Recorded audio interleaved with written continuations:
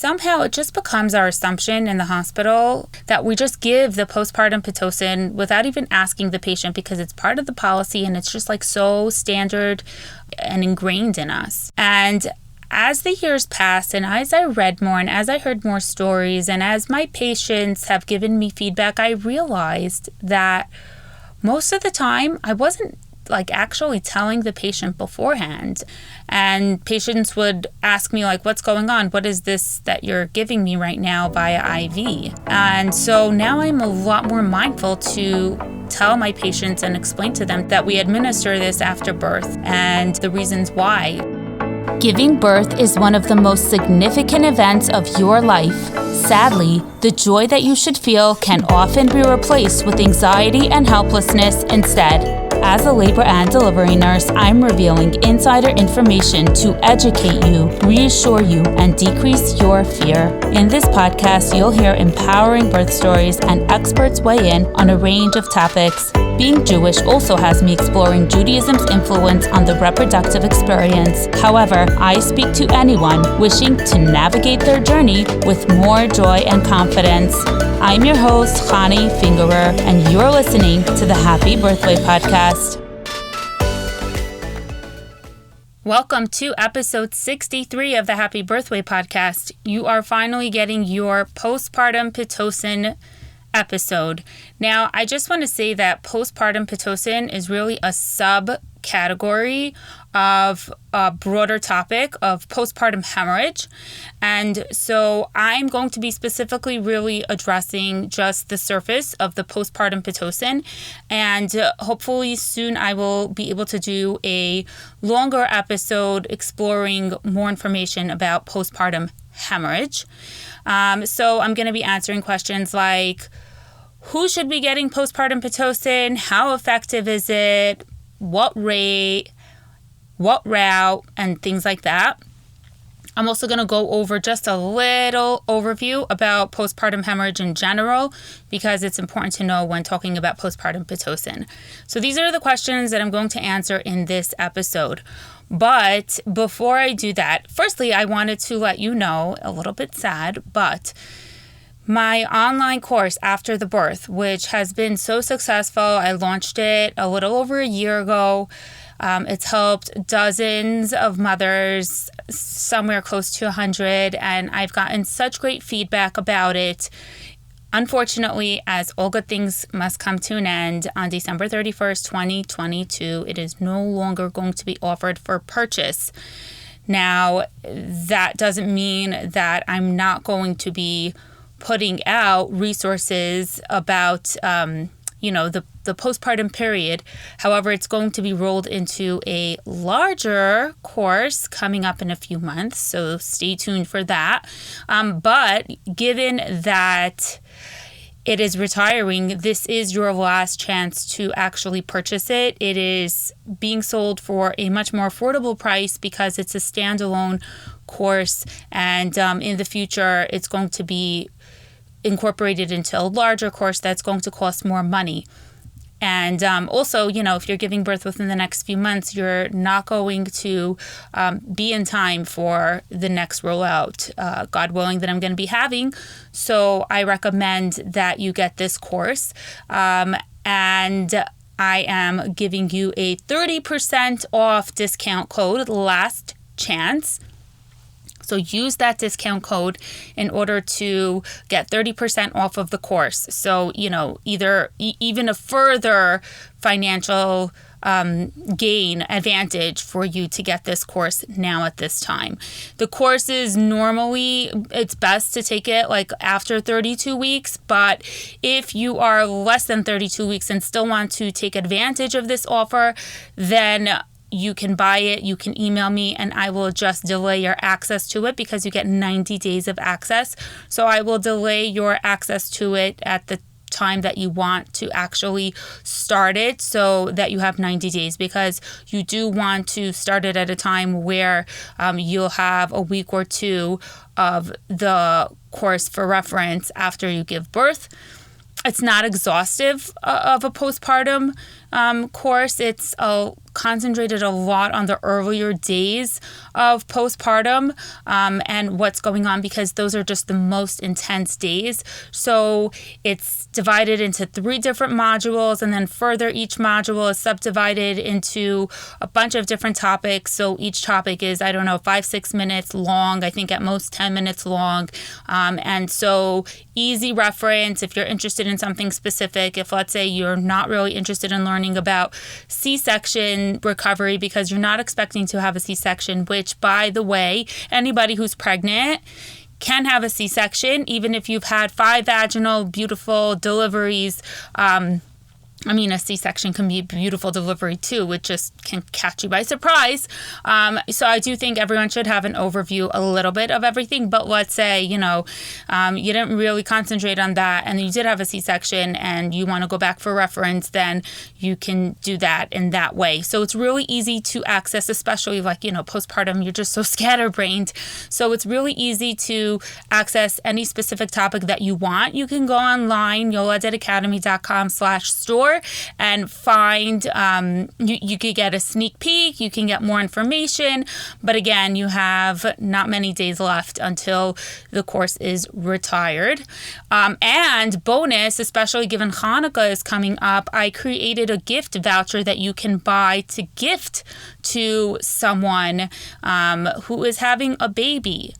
And this is a baby gift that is going to go so much farther than a cute baby stretchy or personalized blanket. Those are beautiful too, but they're kind of so cliche. And don't worry, the mother gets lots of gifts for her baby, but how many gifts does the mother get that's for herself? Because it's beautiful to give a baby gift, and it does make a mother happy to be able to have nice things for her baby. But at the same time, how much more of an impact is it on the mother when you give something specifically for her to honor the hard work that is giving birth and recovering after that? And yes, also mani-pedi is nice, and these kinds of things are nice too to give to the mother, and cute fuzzy slippers, but all of that is going to pass. But if anyone here listening has had a baby, you know that you're going to remember your birth and the days and weeks thereafter, your recovery after your birth, maybe even more so than the actual birth, because it lasts for a longer period of time. And so how much of an impact would a gift like this make to a new mother that you can affect the entire trajectory of her postpartum healing, because she's going to be equipped with the knowledge that she needs that is going to empower her to get the most out of her postpartum and to feel really supported. And so you can go again on yoladedacademy.com/store. If you scroll to the bottom, you'll see that there's a gift voucher option that you can get. And the code Last Chance is also applicable to that gift voucher. And so once you buy the gift voucher, you will get an email with a beautiful gift certificate image that you can print out if you'd like, or just forward that to the gift recipient together with a code, a unique code that she will use in order to access the course. And guess what? I won't tell anyone, but when the recipient actually goes to checkout to use her gift voucher code, she's going to see the sticker price, the full price for the online course. And she's not going to know unless she listens to this podcast or follows me on You All Did Academy on Instagram. But she's not going to know that you didn't pay sticker price for the course. So she's going to think that, you paid for the full value. So I won't tell her. It will be our little secret. And Hanukkah is coming up. So it's a nice Hanukkah gift as well, but take advantage because it's not going to last long. I'm going to put the link in the episode show notes for it. So, feel free to go into the episode show notes. When you go into like Spotify or Apple, if you click on the description, there are links over there that you can actually tap and it will take you to all the different things that we talk about. So, or any of the other apps that stream podcasts. And by the way, so Spotify is adorable. Can I just say, Spotify, if you're listening to this, you are adorable, because if anyone here is listening on Spotify, they'll know that they get kind of like a recap of what was most listened to, what you listened to the most, which podcasts were your top podcasts, and all kinds of just cute statistics for the past year. Well, they also do that for podcasters, and I got like just such a sweet little, it's called Wrapped, and it just said such beautiful things, like the fact that my podcast on Spotify only, so not on all of the other platforms, but on Spotify, first of all, I had like 1,200 minutes, so 1,200 minutes of podcast air time that I uploaded, so that's pretty cool. It's crazy that I spoke for so many minutes, but there's a lot to say. And also I ranked at the top 5% of podcasts for followers, I guess, as to whoever listens, how many of them are actually following me in proportion. And my podcast has been listened to in 45 different countries. Whoa. And it's like ranked the top, I don't know, percent, but it was just really, really heartwarming and nice. So thank you. I just, need to thank you all for sticking around here and coming here time and time again. And one more thing before I start with the postpartum Pitocin information. I got a beautiful email from somebody a few weeks, months, probably a month and a half back, that I've been meaning to read to you. And again, it just brought me such, joy when I read it. Unfortunately, joy. It brought me a real sense of purpose and satisfaction when I read this email, because I'm going to read it to you and you're going to know why. So this is from a listener, and she wrote, "I wanted to thank you for an amazing podcast. I love listening to all your episodes. I don't know how I came across it, but the first episode I listened to was number 26. I'm going to stop reading the email and let you know that number 26 was the episode where I talked about how I had to advocate for my daughter who has kidney issues and recurrent urinary tract infections and such. It's a pretty cool rant, if I may say so myself. People love that episode. So, go back and listen to that. But that was the first episode that this listener heard, and she doesn't know how she came across that one first, but I suspect it's like, Google listening to her talking about this stuff and then popping it up on her, whichever app she listens to. Because, these days, all of these platforms are a little creepy. So I'll talk about something to my husband, and then lo and behold, all the ads that I get on Instagram are now about that. So, you know what I mean. But I guess in this case, it was really, really helpful. Okay, back to what she writes. Little did I know that a month later, I would end up in the emergency department at the hospital with my 11-month-old daughter. And a second time a few months later with a UTI. After seeing urology and then doing the VCUG, she got a diagnosis of VUR. And if you want to know what these things are, you can listen to the episode to know in depth, but it's a diagnosis test and a condition of the urological tract that is abnormal and causes recurrent UTI. So this daughter of hers got the diagnosis, and it's the same diagnosis that my daughter has. Now let's continue reading her email. It was so helpful to know some background about the urine collection, because I talk about that in the episode. Okay, back In parentheses, she writes, "Still, we had trouble because it was not a pediatric hospital and the nurses there used a bag. And then when they moved her upstairs to pediatric floor, they said they need to catheterize her. So I waited hours for her to pee in the bag for no reason. They explained upstairs that they would only say it's a true infection if it's straight from a catheter at this age. And that's just because there's a much greater likelihood of contamination of the urine if it's in a bag, because it's kind of like sitting there and touching the child's skin, where there's just the regular normal bacteria that doesn't cause infection, but it can contaminate the urine. So a straight catheter would actually just give you the most accurate result because it's sterile. It's not touching any other bacteria. It's literally just taking whatever's coming out of the urethra. And that's like if you go for a clean catch to get your urine tested, you know how you have to wipe from front to back once, twice, and then collect the urine midstream. It's called a clean catch because we want to eliminate as much as possible of surrounding bacteria on the tissue that, again, is not something that infects you. It's not something that's in your urethra, but your urinary tract, but it's at the same time going to contaminate the sample and you're not going to be able to get a true understanding of what's going on. Okay, back to the email. Now she is 22 months and on prophylactic antibiotics, so we are hoping she outgrows VUR.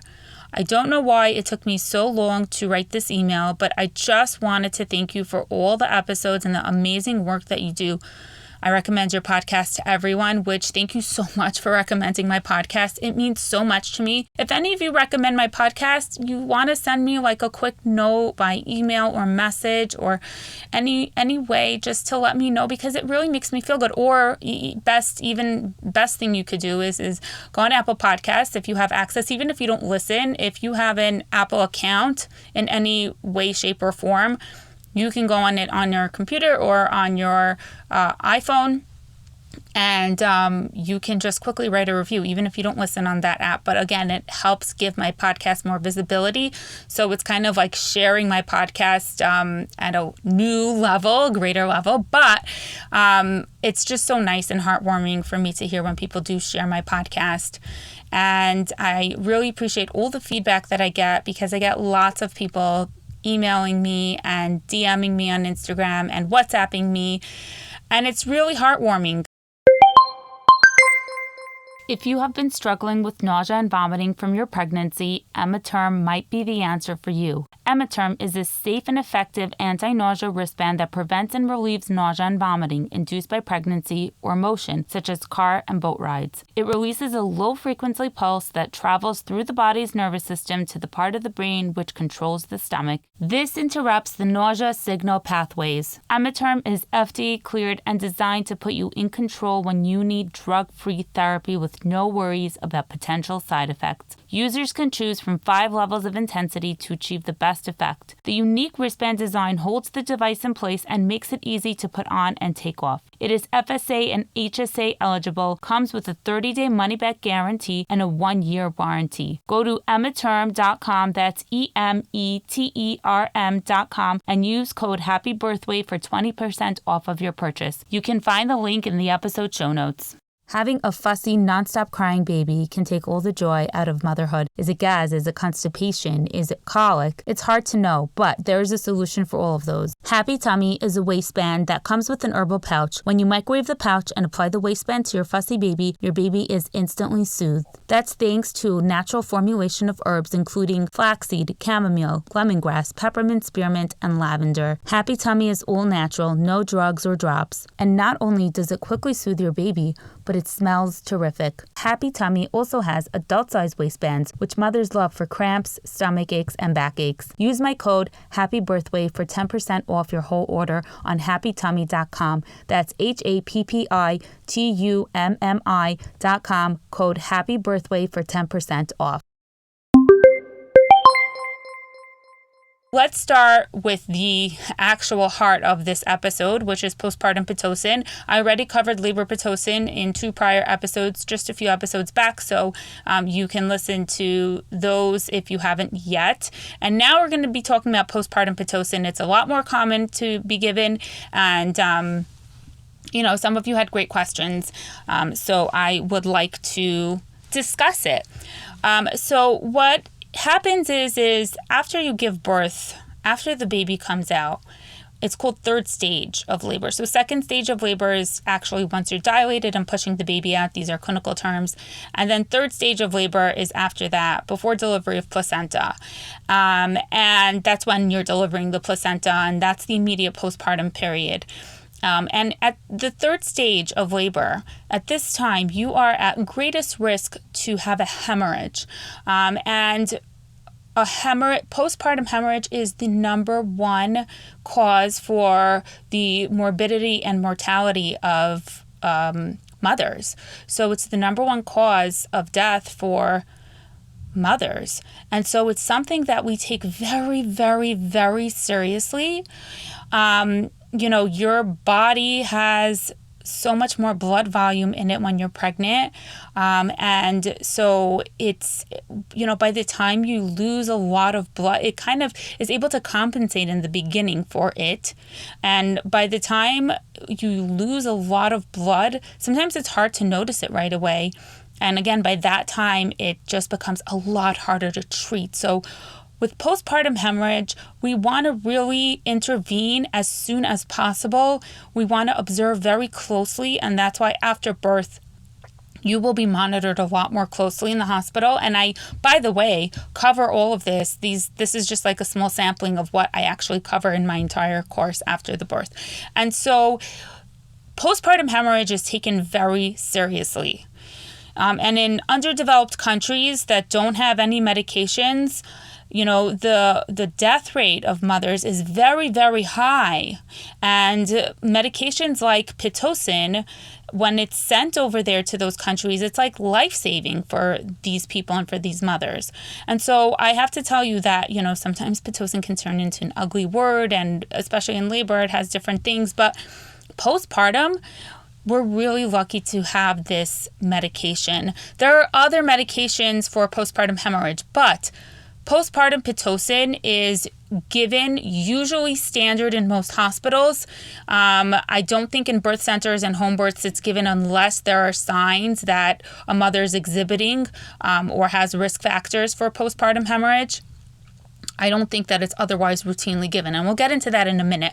But postpartum Pitocin is, Pitocin in general, the medication Pitocin is what's called a uterotonic. And I love explaining this like medical nomenclature. Utero is uterus and tonic is tone. So what it does is it makes your uterus contract, and your uterus needs to continue to contract after you give birth. And so postpartum Pitocin will allow it to continue to contract, and that helps it clamp down on that large wound that your placenta leaves behind in your uterus, and helps it clamp down on that, because if it doesn't, then that wound will bleed. There have been studies about what's called active management of the third stage of labor. And what that means is actively applying interventions in order to help prevent postpartum hemorrhage, both for those who are at risk for postpartum hemorrhage. They have certain risk factors, which I'll briefly go through, and for those who are low risk. They don't have any of the common risk factors, although you should know that postpartum hemorrhage can happen to anyone, risk factors or not. We're just watching a lot more closely when somebody does have risk factors for postpartum hemorrhage that may put them at an increased likelihood of having it. And so these studies, there are several different interventions that were applied besides for the postpartum Pitocin administration. And out of these interventions, the only one that has been actually shown to decrease the likelihood of decrease the rate of a postpartum hemorrhage out of all of these interventions, and these were large reviews. There are Cochrane reviews where they, it was a meta-analysis. They took many studies in order to extract their data. And of course, with research, there's some better quality data and there's some lower quality, which, just has a lower reliability rate, but in general, so that's why evaluating so many different studies can give us a better answer for evidence. And the evidence shows that administration of postpartum Pitocin in the third stage without any actual signs of postpartum hemorrhage, but just right after the baby is born, that has been shown to be effective to decrease the rate of postpartum hemorrhage, and by a really significant amount, by 50%. So postpartum Pitocin is really recognized as a really significant factor, administration of it, in reducing postpartum hemorrhage. And I think that I'd probably be safe to say that all hospitals, probably 99.9% of hospitals in the United States, routinely administer it to every single patient, high risk or not, after the birth of the baby, some before the placenta is expelled and some after. And so if you're having a hospital birth, that's going to be the normal expectation. Usually it is administered via IV. If you have IV access, and there's no actual rate that has been shown to be the best rate of, how much you get, but you're definitely going to be getting it at a much faster and larger rate than than during labor, where we kind of, you'll listen to that episode if you haven't, where we kind of go up slowly by it in incremental doses. And so every hospital has its own specific policy as to how fast or slow or whatever they administer the postpartum Pitocin.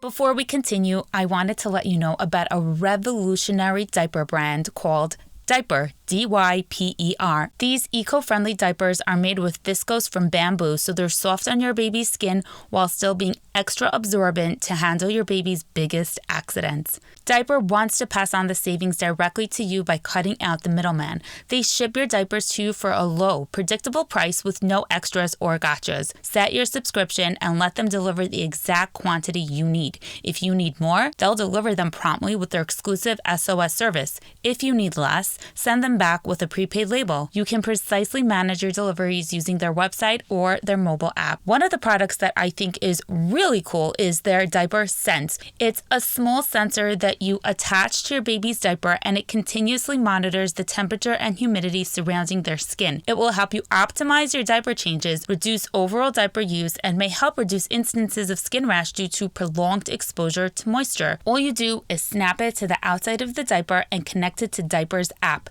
It will notify you when number 1 or number 2 happens. Subscribe through the link in my show notes and you will get a free bonus diaper bag just for trying them out. You can cancel anytime with no obligation, but still keep the bag. KiwiCo crates are a monthly subscription of crates that come filled with age-appropriate STEAM projects for kids, from toddlers to teenagers and even adults. STEAM stands for science, technology, engineering, art, and math. Every crate explores a different theme designed to spark creativity, thinking, and learning. All projects, inspiration, and activities are created by a team of product designers in-house and rigorously tested by kids. KiwiCo offers all different product lines spanning a variety of interests and age ranges. Panda Crate is for babies from 0 to 24 months. Each crate helps babies learn by doing what they do best: playing, exploring, and most importantly, interacting with the people in their lives. Crates arrive every other month and are filled with 2 months worth of content. So if you're trying to figure out what a developmentally appropriate way to interact with your baby is, Panda Crates will take the guesswork out. For an exclusive 30% off discount on your first month subscription, go to kiwico.com, that's KIWICO.com,